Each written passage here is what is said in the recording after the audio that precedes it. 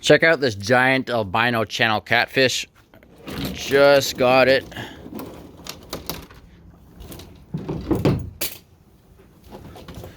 Look at this thing, it's huge.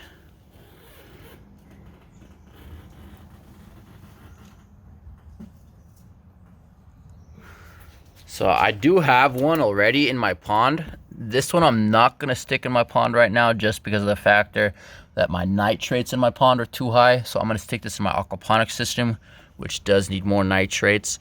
Whether or not I'm gonna keep it, we will see. I'll either put it in my pond or I have a friend that I'll give it to. But for now, I'm gonna stick it in one of my IBC totes in my aquaponics system. It's got a little bit of redness on its tail.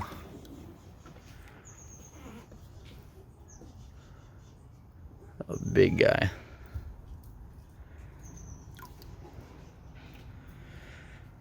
So right now, just to get it acclimated, I have some bags I'll stick it in. I'll double bag it just because of the burrs on the catfish. Then float it in the tote for a good half an hour, then let it out. This one fat one, I think it's bigger than my one. I'm not sure since I haven't taken mine out. Mine actually might be bigger, just not as fat. The bag is making it look a little bigger, but you can see just the girth on that guy. Super cool fish. As I mentioned, it does have some red on the fin, which is not ideal, but hopefully that goes away. Oh, I was looking at the wrong thing. There you go. So I got the catfish floating right here in this bag. I have it clipped up here with one of my mouse traps, and I got a little aerator going inside. I did stir up the water quite a bit because I was catching the bluegill and moving them in here, since I do have a catfish in here that I'm not going to be able to catch or find. So decided to move these fish over into here. Turns out there was also a catfish in here that I didn't realize I had.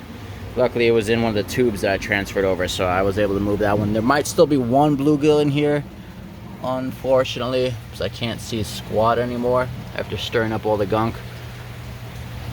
You see, this is a tank where it has a bluegill in. It's all algae on the sides versus this tank over here with the tilapia. You see that nice red color, and then it has this pleco down there at the bottom, which keeps it nice and cleaner. So got the catfish down there. You can see it swimming. I'll get some more videos when it clears up. What I'm not too happy about is I did have to add the water from the bag where the catfish was in, just because I couldn't get it out. And with all my effort, I already mixed all the water, so I had no choice to pour the other water in there, which is a downside. So hopefully it goes well with the catfish. Another thing I did notice is lips were red, which is another downside. So hopefully all is good. It's hard to make him out, but he's down there. So there's my other catfish, which is in the pond. Also a good size. As I mentioned, I think the other one is fatter. Might be entirely bigger.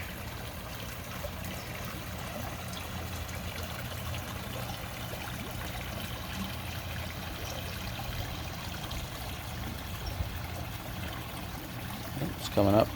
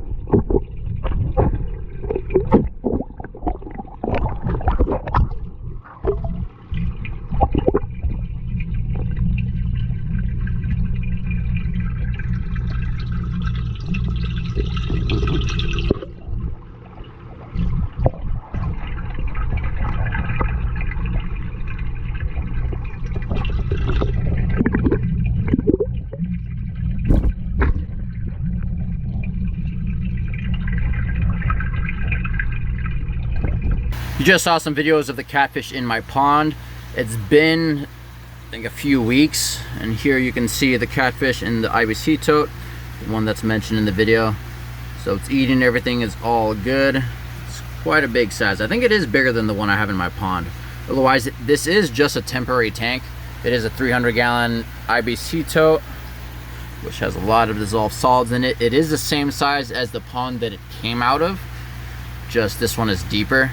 So all the catfish does is swims around and circles around that post going up and down. So I will stick it in my pond or a friend's pond later on. So this is just a temporary solution, just because I couldn't stick it in my pond when I got it, just because I have too many nitrates in my pond.